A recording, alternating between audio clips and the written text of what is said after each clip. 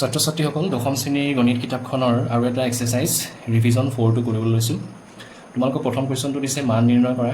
তাৰ 1 নম্বৰ কুৱেশ্যনটো হৈছে 11 কিউব, অৰ্থাৎ আমি জানো 11 কিউব মানে কি 11 তিনিটা আমি পূৰণ কৰিব লাগিব। তো ইয়াত একেবাৰে সহজ আৰু 11 তিনিটা আমি পাতি পূৰণ কৰিলে আমাৰ আনচাৰটো ওলাই যাব। ঠিক আছে, মান নিৰ্ণয় কৰা মানে কি তোমালোকৰ ভেলু দিব গৈছে দেই। তো কথা হ'ল কিবা সহজ পদ্ধতি আছে নি 11 লগত পূৰণ কৰা? আছে, তাৰ এটা ভিডিঅ' মই অলৰেডি বনাইছোঁ। যদি তোমালোকে মনৰ ভিতৰতে কেলকুলেশ্যন কৰি তোমালোকে যদি আনচাৰটো উলিয়াম বুলি ভাবিছা, প্ৰথমে 2টা 11 পূৰণ কৰা, কিমান হ'ব? যদি পূৰণৰ বৰ্ণতাখন মনত আছে তোমালোকে জানাই 11 পূৰণ 11 121। কিন্তু তেনেকৈ নকৰি তোমালোকে এনেকৈও কৰিব পাৰিবা। 11 লগত 11 পূৰণ কৰিছোঁতো, তো 11 লগত যিটো সংখ্যা আমি পূৰণ কৰোঁ, ইয়াত 11 আছে বাৰু, সেই সংখ্যাৰ অংককেইটা অলপ দূৰে দূৰে আমি লিখিম। তাৰপিছত এই 11ৰ অংককেইটা যোগ কৰি দিবা। যোগ কৰিলে কিমান হ'ব? 2টো মাজত বহাই দিবা, 121। ঠিক আছে, আকৌ আছে আমাৰ 11 আৰু এটা পূৰণ কৰিব লাগিবতো, 121 পূৰণ 11। তো এইটো আমি কেনেকৈ কৰিম? তো 11 লগত পূৰণ কৰিবলগীয়া এই সংখ্যাটোৰ প্ৰথমটো আৰু শেষৰটো আমি লিখিম অলপ দূৰত। তাৰ প্ৰথম এই 2ৰ লগত 1টো যোগ কৰা, কিমান হ'ব? 3, সেইটো বহাবা। আৰু এই 2টোৰ লগত আকৌ আগৰ 1টো যোগ কৰি দিয়া, কিমান? 3, সেইটো মাজত বহাই দিবা। তেনেহ'লে উত্তৰটো কি হ'ব আমাৰ? 1331। এইটোৱে আমাৰ আনচাৰ। ঠিক আছে, তাৰপিছত 2 নম্বৰটোলৈ আহিছোঁ। 2 নম্বৰ তোমালোকৰ দিছে 2 × 10⁻³ তো এইটো একেবাৰে সহজ।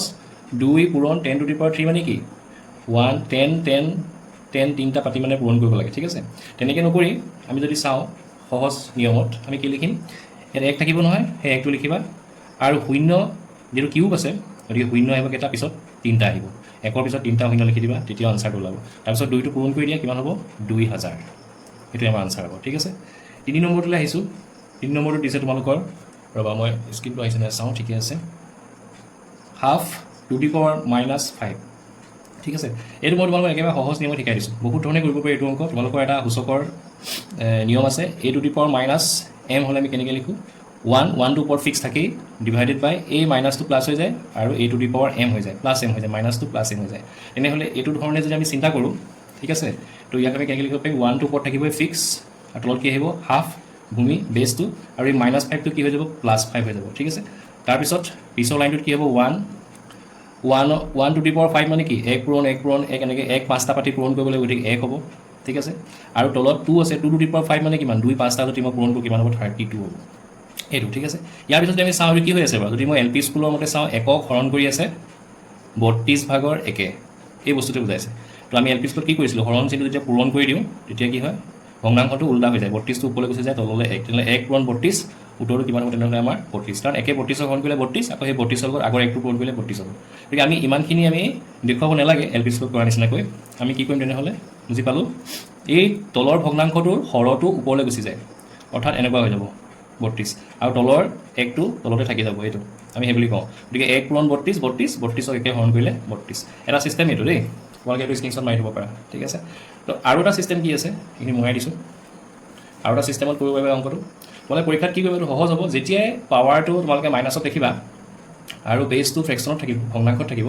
ভগ্নাংশটো উল্টাই দিবা। ভগ্নাংশটো কি হৈ যাব? এতিয়া 2ভাগৰ 1 আছে নহয়, এইটো 1/2 2 হৈ যাব, উল্টা হৈ গ'ল। 2টো ওপৰলৈ গুচি গ'ল, 1টো তললৈ আহিলে, আৰু ওপৰৰ পাৱাৰটো কি হৈ যাব? মাইনাছৰ জেগাত কি হৈ যাব? +5 হৈ যাব। -5 টো +5, মাইনাছৰ চিনটো উঠি যাব দেই, এইটো কৰিবা। তেতিয়া ওপৰত কি হ'ব? 2 টু দি পাৱাৰ 5, আৰু তলত 1 টু দি পাৱাৰ 5, এইটো হ'ব, হয়নে? বা আমি এইটো এনেকৈ নেদেখাই, মানে 2 টু দি পাৱাৰ 5 মানে কিমান হ'ব? 32, আৰু 1 টু দি পাৱাৰ 5 মানে 1, গতিকে আল্টিমেটলি আনচাৰটো কিমান হ'ব? 32 এইটো। বা আমি এইটো আৰু যদি চমুকৈ কৰিব বিচাৰিছোঁ, মোহাই দিছোঁ এইখিনি, এনেকৈ কৰিবা, একেবাৰে চিম্পুল। 2 টু দি পাৱাৰ 5 মানে কিমান? ইয়াত 2 ওপৰত পাৱাৰ 5, মানে 2 5টা পাতি পূৰণ কৰিব লাগে, কিমান হয়? 32, আৰু 1 টু দি পাৱাৰ 5 মানে কি? 1, গতিকে আনচাৰটো কিমান হ'ব? 32ক 1 হৰণ কৰিলে 32, এইটো আনচাৰ। ঠিক আছে, 1ৰ 4 নম্বৰটোলৈ আহিছোঁ লাষ্ট। এইটো আছে -4 টু দি পাৱাৰ -2। ঠিক আছে, তো এইটো সেই ওপৰৰ নিচিনা একেই। তো এইটো যদি মই ফ্ৰেকশ্যনত চিন্তা কৰোঁ -4টো, তেনেহ'লে -4টো তলত এটা 1 এটা আছে বুলি আমি ধৰি ল'ব পাৰোঁ, হয়নে? কাৰণ -4 1 হৰণ কৰিলে -4টোৱে হ'ব। বুজি পাইছা কি কৈছোঁ? গতিকে তোমাক ধৰি লোৱা তলত এটা 1 আছে। এতিয়া মই কি কৈছিলোঁ? মই কৈছিলোঁ যে ওপৰৰ পাৱাৰটো যদি মাইনাছত থাকে, এই ভূমিটো ওলোটাই দিবা, গম পালানে? বেছটো তোমালোকে ওল্টাকৈ লিখিবা। তলত এটা 1 আছে বুলি ধৰি লোৱা, ঠিক আছে, তেন্তে ওল্টা হৈ গ'লে কি হৈ যাব? ওপৰলৈ 1টো গুচি যাব, -4টো তলত থাকিব, আৰু কি হৈ যাব? এই -2 পাৱাৰটো +2 হৈ যাব, ইয়াৰ নিচিনাকৈ। এনেকৈ 2ভাগৰ 1টো 1/2 2 হৈ গ'ল, আৰু -5টো +5 হৈ গ'ল। ইয়াত তেনেহ'লে 1/2 - 4 টু দি পাৱাৰ, ঠিক আছে, টু দি পাৱাৰ মাইনাছ টুটো কি হৈ যাব তেনেহ'লে প্লাছ টু হৈ যাব আৰু একটো ওপৰলৈ গুচি যাব মাইনাছ ফ'ৰ তললৈ আহিব বুজি পাইছা ন কি কৈছোঁ ঠিক আছে তাৰপিছত একেবাৰে সহজ আৰু 1ৰ স্কোৱাৰ কিমান হ'ব 1 মাইনাছ 4 যদি স্কোৱাৰ কৰোঁ কিমান হ'ব 16 মাইনাছ 4 স্কোৱাৰ মানে কি মাইনাছ 4 পূৰণ মাইনাছ 4 এইটো গতিকে মাইনাছে কি হৈ যায় প্লাছ হৈ যায় 4 4 গুণ 16 এইটো প্লাছ 16 ঠিক আছে তেনেহ'লে আনচাৰটো কি হ'ব আমাৰ 1/16 সেইটোৱে আমাৰ আনচাৰ ঠিক আছে গতিকে তোমালোকৰ 1 নম্বৰৰ এই 4টা আছিলে মান নিৰ্ণয় কৰা এইকেইটা ইয়াত কমপ্লিট হৈছে 2 নম্বৰটো কৈছোঁ 2 নম্বৰ দিছে তোমালোকৰ তলৰ প্ৰতিটো সংখ্যা সিহঁতৰ মৌলিক উৎপাদকৰ ঘাতৰ পূৰণফল ৰূপে প্ৰকাশ কৰা অৰ্থাৎ তোমালোকক মৌলিক উৎপাদক বিশ্লেষণ কৰিবলৈ কৈছে আমাৰ মৌলিক সংখ্যাবিলাক এইবিলাক মই কেইটামান লিখি লৈছোঁ চিৰিয়েলি এইবিলাকে আমি ছুটি নিয়মেৰে এই সংখ্যাটো হৰণ কৰি গৈ থাকিম যেতিয়ালৈকে 1টো নোলায় ঠিক আছে তো 729 2 যাবনে নাযায় 3 যাব 7 যোগ 2 9 9 18 3 যাব 3 24 72 3 3 গুণ 9 4 2 6 3 9 আকৌ 3 যাব 3 8 গুণ 24 আকৌ 3 যাব 27 আকৌ 3 যাব 3 9 গুণ 27 আকৌ 3 যাব 3 3 গুণ 9 আকৌ 3 যাব 1 হৈ গ'ল এতেকে আমি লিখি দিলেই হ'ল আৰু 729ৰ তেনেহ'লে আমি সিহঁতক যদি 729ত যদি মৌলিক উৎপাদকৰ ঘাতৰ পূৰণফল অৰ্থাৎ তিনি কেইটা আছে 1 2 3 4 5 6টা আছে 3 পূৰণ 3 পূৰণ 3 তিনিটা পূৰণ কৰিলোঁ আৰু তিনিটা তো এইখিনিকে থৈ দিলে নহ'ব আমাক কৈছে কি মৌলিক উৎপাদকৰ পূৰণফল হিচাপে আমি লিখিলোঁ কিন্তু কৈছে ঘাতৰ পূৰণফল গতিকে আমি ঘাতত লিখিব লাগিব তিনি কেইটা আছে ভূমি একে হ'লে ওপৰৰ পাৱাৰবিলাক যোগ হৈ যায় 1 2 3 4 5 6 3 টু দি পাৱাৰ 6 এইটোৱে আমাৰ আনচাৰ ঠিক আছে 2 নম্বৰৰ 2টোলৈ আহিছোঁ সংখ্যাটো দিছে 3125 আমি যদি ইয়াক মৌলিক উৎপাদক বিশ্লেষণ কৰোঁ 2 নাযায় 3 যোগ 1 4 6 6 5 11 3 নাযায় 5 যাব 5 6 গুণ 30 12 25 625 আকৌ 5 যাব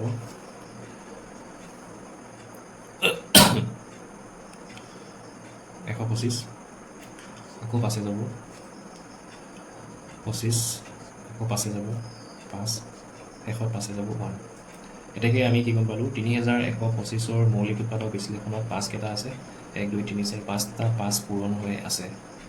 3টা 4টা 5টা এইটোকে আমি ঘাটিৰ ওপৰত লিখিলে কি হ'ব 5 টু দি পাৱাৰ 5 এইটোৱে আমাৰ আনচাৰ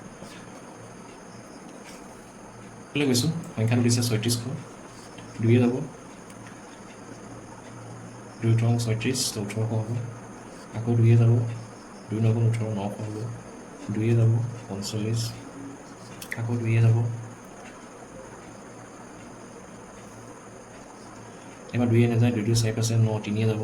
3 8 21 72 8 পাছে 12 আকৌ 3 যাব 3 নাযায় 5 যাব 5 5 গুণ 25 আকৌ 5 যাব 5 গুণ 5 ঠিক আছে এতেকে মই কৈ দিছোঁ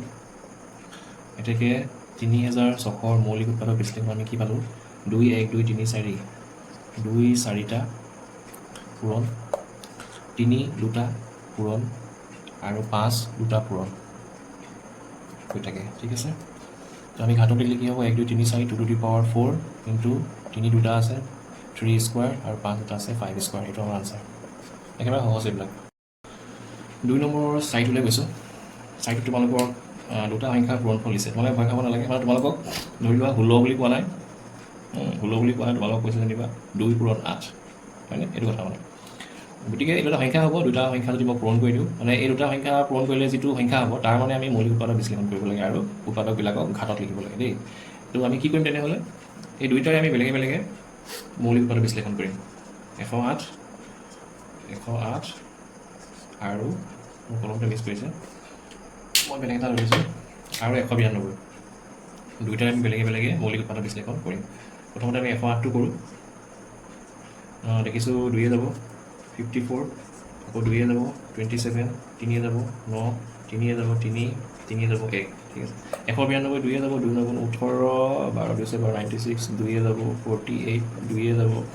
24 আকৌ 2 যাব 12 2 যাব 6 2 যাব 3 3 যাব 1 তেনেহ'লে আমি কি পালোঁ আমি তেনেহ'লে পালোঁ কি এতেকে আমি কি লিখিম 108 এটা 108 লগত পূৰণ হৈ আছে 192 ঠিক আছে তেনেহ'লে 108ৰ মৌলিক উৎপাদক বিশ্লেষণ কি পালোঁ 2 এটা 2টা আৰু 3 3টা ঠিক আছে আৰু পূৰণ 192টো মই নজৰিব স্ক্ৰীণত মই লিখি দিছোঁ 192 ক্ষেত্ৰত কি পালোঁ 2 কেইটা আছে 1 2 3 4 5 6টা 1 2 3 4 5 6টা আৰু 3 এটা গোটেইখিনি যদি মই লগ লগাই দিওঁ তাৰ পূৰণ আছে গোটেইখিনি লগ লগাই দিলে 2 কেইটা আছে 1 2 3 4 5 6 7 8টা আছে 2 টু দি পাৱাৰ 8 হ'ব পূৰণ 3 কেইটা আছে 1 2 3 4টা আছে 3 টু দি পাৱাৰ 4 হ'ব এইটোৱে আমাৰ হ'ব আনচাৰ ঠিক আছে 2 two the power 8 into 3 to the power 4 তো 2 নম্বৰ তোমালোকৰ 4টা আছিলে কুৱেশ্যন 4টা শেষ কৰিছোঁ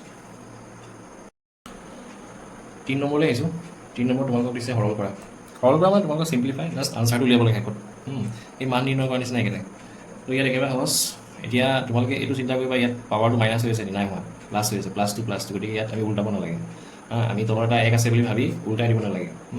জাষ্ট আমি -3 স্কোৱাৰ মানে কি -3 পূৰণ -3 এইটো ইচ্ছা কৰিলে মই দেখাব পৰা -3 লগত আৰু এটা -3 পূৰণ কৰিলে কি হয় -3 স্কোৱাৰ দেই যেনেকৈ 3 স্কোৱাৰ মানে কি 3 পূৰণ 3 4 স্কোৱাৰ মানে কি 4 পূৰণ 4 ইনটু 4 মানে 16 এনেকুৱা কথা একেটা কথা আৰু -5 স্কোৱাৰ মানে কি হ'ব তেনেহ'লে -5 ইনটু -5 এই লাইনটো তোমালোকে দেখাব নালাগে মই তোমালোকক বুজাবৰ কাৰণে মই কৈছোঁ তেনেহ'লে -3 উত্তৰ পূৰণ কৰিলে কি হ'ব মাইনাছে প্লাছ হৈ যাব আৰু 3 3 গুণ 9 হ'ব মানে +9 হ'ব গতিকে আমি 9 বুলি লিখোঁ পূৰণ চিন আছে মানে পূৰণ চিন আৰু -5 ইনটু -5 কি হ'ব মাইনাছে প্লাছ 5 5 গুণ 25 এইটো হ'ব বুজি পালা কথাটো 9 ইনটু 25 তো তোমালোকে মাজৰ লাইনটো লিখিব নালাগে এইটো মনলৈ তোমালোকে চিন্তা কৰিবা -3 বৰ্গ কিমান হ'ব +9 আৰু -5ৰ বৰ্গ কিমান হ'ব 25 +25 এইটো হ'ব আৰু এটা কথা মই কৈ দিওঁ যেতিয়া তোমালোকৰ মাইনাছ থাকিব মাইনাছ থাকিলে আৰু ওপৰত যদি স্কোৱাৰ থাকে সদায় কি হৈ যায় মাইনাছ চিনটো প্লাছ হৈ যায় বুজি পাইছা নে কথা কৈছোঁ দেই মাইনাছ চিনটো কি হৈ যায় প্লাছ হ'লে কনভাৰ্ট হৈ যায় তোমালোকে সেইটো মনত ৰাখিলেই হ'ল গতিকে আৰু মাজত এই যিটো সংখ্যা থাকিব সংখ্যাটো তোমালোকে কি কৰিবা বৰ্গ কৰিবা আৰু চিনটো প্লাছ লিখিবা সেইটোৱেই তো 9 + 25 কিমান 9 5 গুণ 45 5 কৰিলে 4 কোনটো বাৰে বাৰে ডিষ্টাৰ্ব দিছে কৰিলে 4 9 2 গুণ 18 18 4 22 225 এইটোৱে হৈছে আমি উলিয়াবলগীয়া সংখ্যাটো মানে আমি চিম্প্লিফাই কৰি দিলোঁ মান উলিয়ালোঁ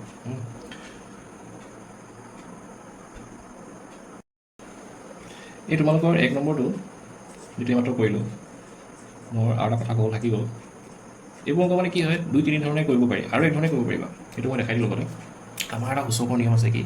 a two the power m into b two the power m হ'লে অৰ্থাৎ ভূমি বেলেগ বেলেগ কিন্তু ওপৰৰ সূচক একেই হ'লে আমি কি কৰোঁ আমি দুইটাকে ভিতৰত ভৰাই এই বেছকেইটা দুইটা ভিতৰত ভৰাই ওপৰৰ পাৱাৰটো এবাৰ লিখিব লাগে এইটো তো এই বস্তুটো আমাৰ ইয়াত মিলি আছে চোৱা ইয়াত -3 আছে ভূমি এইটো আছে -5 দুটা বেলেগ বেলেগ সংখ্যা আছে কিন্তু ওপৰৰ পাৱাৰকেইটা একেই আছে গতিকে আমি এনেকুৱা কৰিব পাৰোঁ -3 আৰু -5ক ব্ৰেকেটৰ ভিতৰত ভৰাই এবাৰ আমি এই পাৱাৰটো লিখিব লাগে মানে এটা 2 লিখিব লাগে ইয়াৰ নিচিনাকৈ তাৰপিছত মাইনাছে প্লাছ 5 3 গুণ 15 15ৰ স্কোৱাৰ কিমান হ'ব তেনেহ'লে আমাৰ 225 এনেকৈ আমি আনচাৰটো উলিয়াব পাৰিম ঠিক আছে 3 নম্বৰ 2টো তোমালোকক দিছে 2 কিউব ইনটু 2 4 এইটো দিছে ঠিক আছে এইটো বহুত ধৰণে কৰিব পাৰি এটা চিম্পল প্ৰচেছ আছে কি 2 কিউব মানে হৈছে 8 ইনটু 2 কিমান হ'ব 16 টু দি পাৱাৰ 4 তো 16 টু দি পাৱাৰ 4 মানে কি একেবাৰে সহজ 16 আমি 4টা পাতি পূৰণ কৰিব লাগে 16 পূৰণ মানে এইটো 16 পূৰণ তোমালোকে 4টা পূৰণ কৰিবা পূৰণ কৰিলে পাবা 65536 এইটোৱে আমাৰ আনচাৰ একেবাৰে সহজ এইটো এনেকৈ আমি কৰিব পাৰিম 65536 ওলাব তোমালোকে এইকেইটা চাইডত পূৰণ কৰি চাবা মই কৰা নাই আৰু 16 256 হ'ব চাগে আকৌ ইয়াৰ 256 পূৰণ 256 হ'ব ঠিক আছে 3 নম্বৰ 3টোলৈ আহিছোঁ এইটো একেবাৰে সহজ আৰু কিন্তু এবাৰ পৰীক্ষা দিছিলে দেই 2 two the power 0 into 3 to the power 0 into 4 two the power 0 আমি জানো যিকোনো চলক বা যিকোনো কনষ্টেণ্টৰ ওপৰত সংখ্যাৰ ওপৰত যদি 0 পাৱাৰ থাকে তাৰ ভেলুটো সদায় 1 তো চলকৰ ওপৰত থাকিলেও হ'ব বা কিবা সংখ্যাৰ ওপৰত থাকিলেও কি হ'ব তেনেহ'লে 1 হ'ব যদি 1000ও লিখা তুমি তাৰ ওপৰত 2 টু দি পাৱাৰ 0 লিখি দিয়া 1000 নহয় আকৌ কি হ'ব ভেলুটো এইটো সৰুকৈ লিখিছোঁ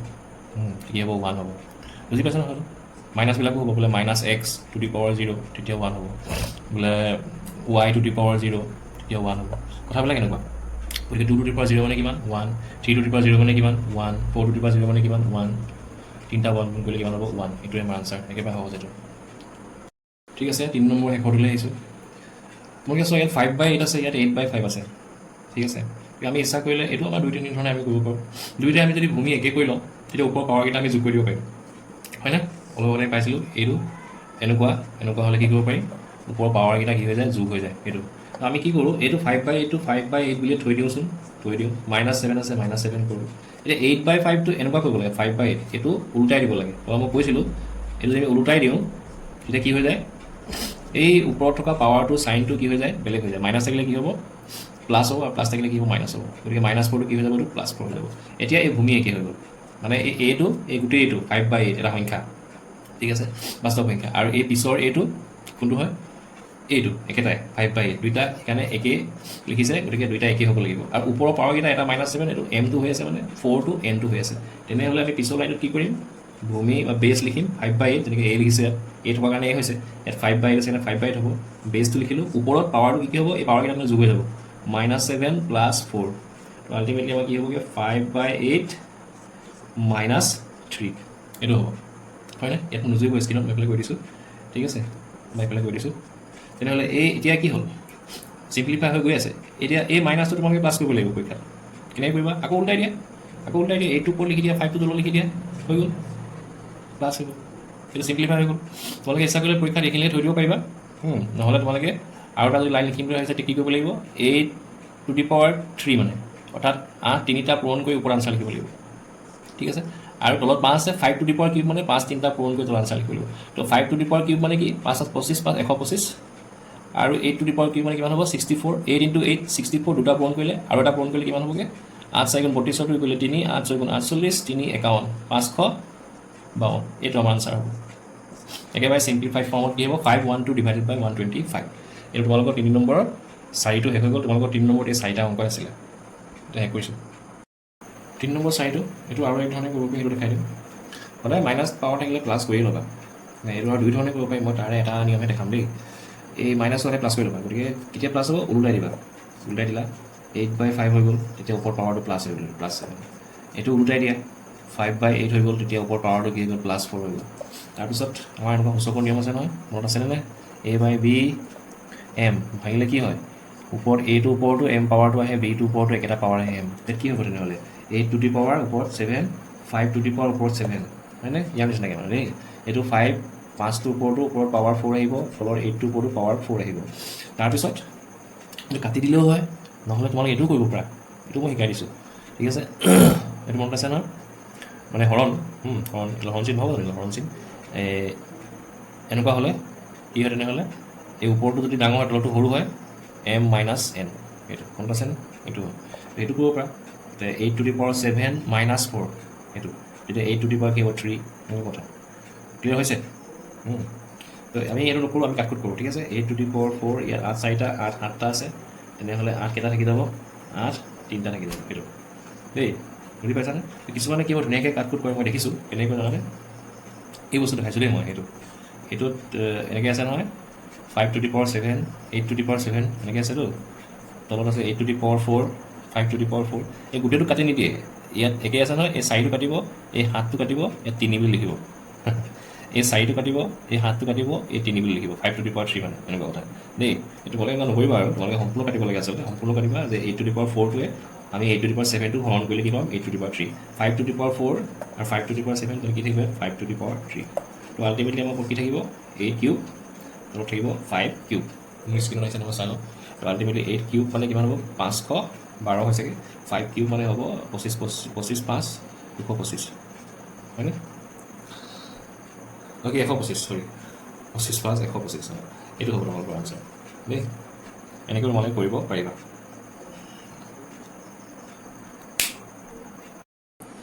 কুৱেশ্যন নম্বৰ 4লৈ গৈছোঁ তাত দিছে তলৰ সংখ্যাবোৰ তুলনা কৰা অৰ্থাৎ কোনটো ডাঙৰ কোনটো সৰু আমাক উলিয়াবলৈ কৈছে আৰু সংখ্যা এই দুটা দিছে এইবিলাক ঘাটীয় ৰূপত আছে এনেই আমাৰ সাধাৰণতে কি হয় যেতিয়া সাধাৰণ ৰূপত থাকে সাধাৰণ ৰূপ মানে এইবিলাক এইটোক যদি মই এনেকৈ লিখোঁ সাধাৰণ ৰূপ হ'ব কিন্তু যদি মই এইটোক এনেকৈ লিখোঁ এইটো ঘাটীয় ৰূপ হ'ব এইটো ঘাটীয় ৰূপ এইটো সাধাৰণ ৰূপ ঠিক আছে এইটো ঘাটীয় ৰূপ আৰু এইটো যদি আমি সৰুৰ পৰা আমি এইটো দেখি আহিছোঁ তাক যেনেধৰণে দেখি আহিছোঁ তাৰ এইটো জেনেৰেল ঠিক আছে সাধাৰণ ৰূপ জেনেৰেল আমি এপিৰিয়েঞ্চ বুলি ক'ব পাৰোঁ ঠিক আছে এতিয়া কথা হ'ল এনেকুৱা জেনেৰেল এপিৰিয়েঞ্চত বা সাধাৰণ ৰূপত থাকিলে দুটা সংখ্যা আমি চাই পিনি এনেই কৈ দিব পাৰোঁ এইকেইটা ক'ব পাৰি কাৰণ এইকেইটা সৰু সংখ্যা দিছে কিন্তু ডাঙৰ সংখ্যা দিলে আমাৰ দিগদাৰ হ'ব তেনেকুৱা ঘাটীয় সংখ্যা দি দিলে সাধাৰণতে আমি কি কৰোঁ এই দুইটাৰে আমি বেছ অৰ্থাৎ ভূমি একে কৰি লওঁ মানে সাধাৰণতে কোৱা 2⁸ মই 2⁸ বুলিয়ে লিখিম কিন্তু এই 8টোক মই 2ৰ ঘাতত লিখিব পাৰোঁ 8টোক মই 2ৰ ঘাতত লিখিম কি হ'ব 2³ হয়নে 2³ মানে 8 আকৌ এটা ওপৰত স্কোৱাৰ আছে স্কোৱাৰ ঠিক আছে তো নেক্সট লাইনটোত 2⁸ থ'লোঁ এইটো কি হ'ব আমাৰ সূচকৰ নিয়ম আছে আকৌ এবাৰ কৈছোঁ 8⁻m n এনেকুৱা হ'লে কি হয় ওপৰৰ পাৱাৰকেইটা পূৰণ হৈ যায় 3 দুগুণ তেনেহ'লে কি হ'ব 6 2⁸ 6 এতিয়া আমাৰ পৰ্যবেক্ষণ কৰিবলৈ ভাল হ'ল কাৰণ দুইটাতে বেছ একেই হৈ গ'ল এতিয়া ওপৰৰ আমি পাৱাৰকেইটা চাই দিলেই হৈ যাব যিটোতে পাৱাৰটো বেছি থাকিব সেইটো ডাঙৰ সংখ্যা কাৰণ 2 টু দি পাৱাৰ 8ত 2 8টা পূৰণ হৈ আছে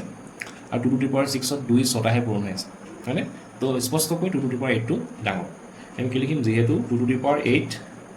is greater than 2 two the power 6 এতেকে এই 2 টু দি পাৱাৰ 8 মানে এইটোৱে আৰু 2 two the power 8 is 2 two the power 6 মানে কি 8 স্কোৱাৰ মানে 64 একেটা এই 2 টু দি পাৱাৰ 6ৰ জেগাত কুৱেশ্যনত যিটো আছে 8 স্কোৱাৰ আছে লিখি দিলে হ'ব এইটোৱে আমাৰ আনচাৰ দেই বুজি পাইছা নহয় চিম্পুল তো এইটো আৰু এক ধৰণে কৰিব পাৰি এইটো দেখাই থৈ দিওঁ তোমালোকে এইটো স্ক্ৰীনশ্বট মাৰি লোৱা মই মোৰ স্ক্ৰীনত আহি জানে চাওঁ আহিছে এইটো এনেকৈ কৰিব পাৰি যে আমি 2 টু দি পাৱাৰ 8 আৰু 8 স্কোৱাৰটো আমি যদি ডাইৰেক্ট সংখ্যাটো উলিয়াই লওঁ তেতিয়াও আমাৰ হ'ব মানে 2 টু দি পাৱাৰ 8 ইয়াত সংখ্যাটো আমি লিখিলোঁ 2 টু দি পাৱাৰ 8 মানে কিনো 2 two the power 4 into 2 two the power 4 এনেকৈ লিখিব পাৰি 2 টু দি পাৱাৰ 4 মানে কিমান 16 হয়নে 2 টু দি পাৱাৰ 4 মানে কিমান 16 বা আৰু সহজ কৰি দিছোঁ মই তো 16 ইনটু 16 কৰিলেও হ'ব আমাৰ হয়নে তেতিয়া আমাৰ কিমান ওলাব 16 ইনটু 16 কৰিলে কিমান ওলাব 96 এইফালে হ'ল 256 হয়নে কিমান ওলাব 256 হয়নে এইটো ওলাব আৰু এইফালে 8 স্কোৱাৰ কৰিলে কিমান ওলাব আমাৰ 8 স্কোৱাৰ মানে কি 8 ইনটু 8 ইনটু 8 মানে 64 তো যিহেতু 256 টো 64তকৈ ডাঙৰ এজ 256 ইজ গ্ৰেটাৰ দেন 64 তেনেহ'লে কোনটো ডাঙৰ হ'ব 256 মানে কোনটো এইটোকে খালি আমি এইটো ঘাটিৰ ৰূপ এইটো ইয়াৰ সাধাৰণ ৰূপ গতিকে 250 আমাৰ কুৱেশ্যনত খালি এইটো দিছে গতিকে এইটো লিখিম এনেকৈ 256ৰ জেগাত কি লিখিব পাৰিম 2 টু দি পাৱাৰ 8 একেটা সংখ্যাই বুজাইছে আৰু 64ৰ জেগাত 8 স্কোৱাৰ এইটো আনচাৰ আমি এনেকৈ কৰিব পাৰিম অংক ঠিক আছে আৰু আছে চিষ্টেম আমি 2 টু দি পাৱাৰ 8ক 2 পূৰণ 2 এনেকৈ 8টা 2 পাতি পিনি দেখাব পাৰোঁ আৰু 8 স্কোৱাৰটো আমি এনেকৈ 2 টু দি পাৱাৰ 6 হৈ যাব 8 স্কোৱাৰটো 2 6টা পূৰণ কৰি দেখুৱাব পাৰিম গতিকে এই 2 টু দি পাৱাৰ 8ত 2 8টা পূৰণ হৈ আছে 2 8টা পূৰণ কৰি 256 হৈছে আৰু 8 স্কোৱাৰটো 2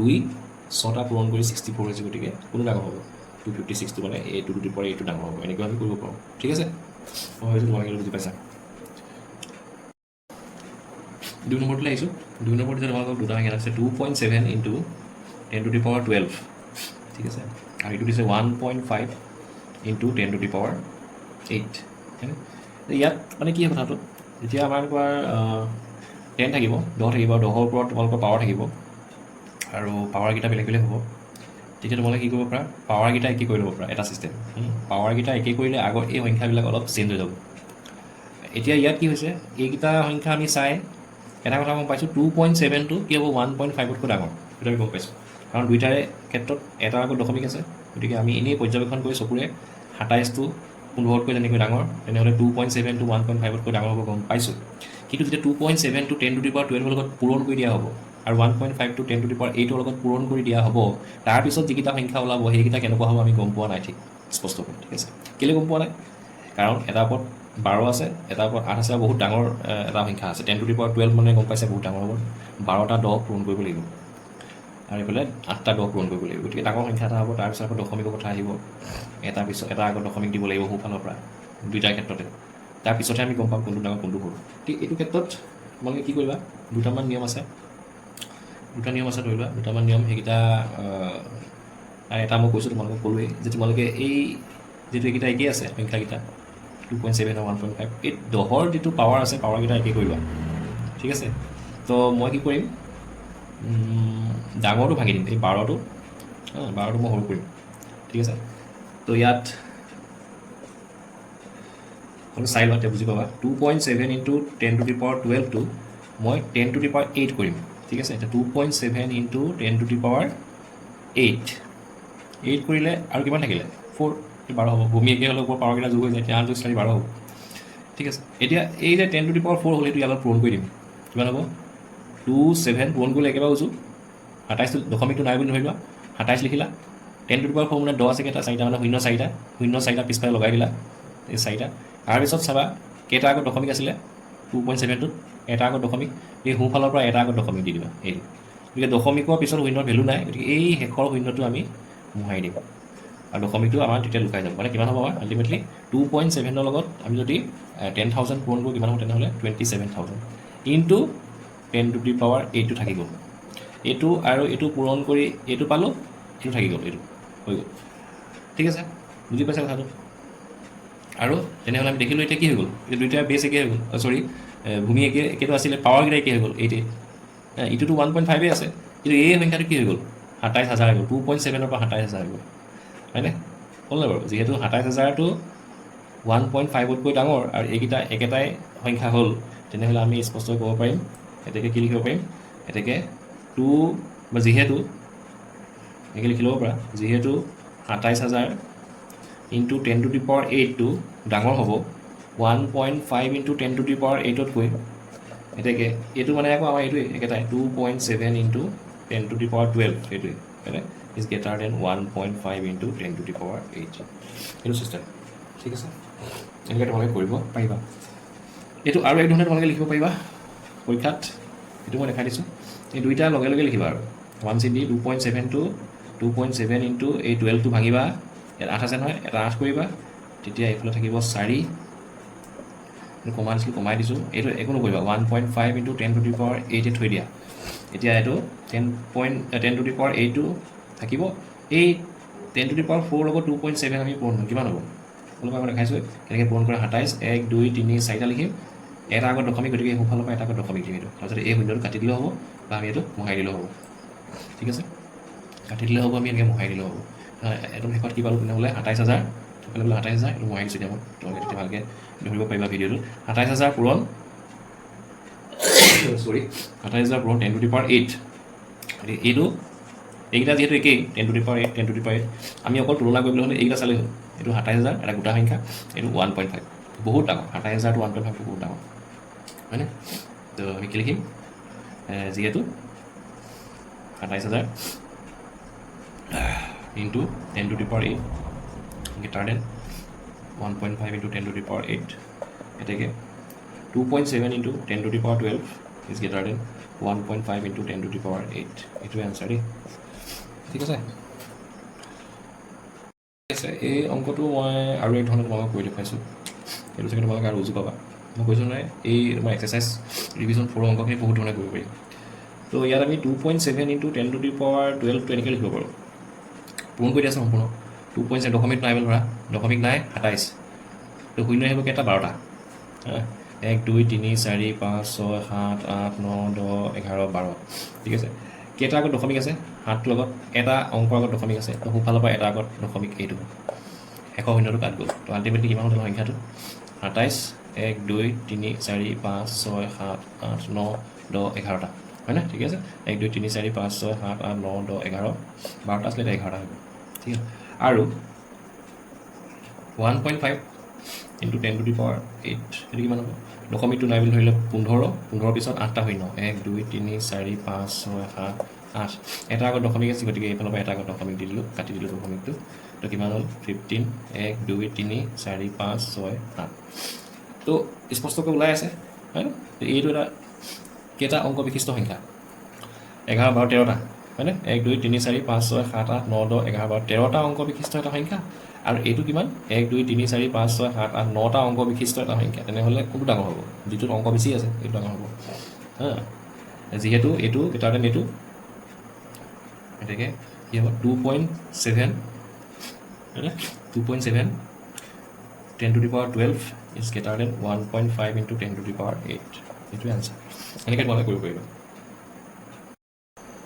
5 নম্বৰটো কৈছোঁ তলৰ ফলাফলবোৰ ধনাত্মক সূচকেৰে প্ৰকাশ কৰা তো ইয়াত তোমালোকে দেখিছা যে সূচকবিলাক মাইনাছত আছে এইটো -3 এইটো -3 দুইটা -3 আছে এইটো 2-3 ধৰণে কৰিব পাৰিম আমি তো এই মাইনাছবিলাক মানে প্লাছ কৰিব লাগে পজিটিভ কৰিব লাগে ঠিক আছে তো আমি কি কৰিম বহুত ধৰণে কৰিব পাৰিম ক'লৈ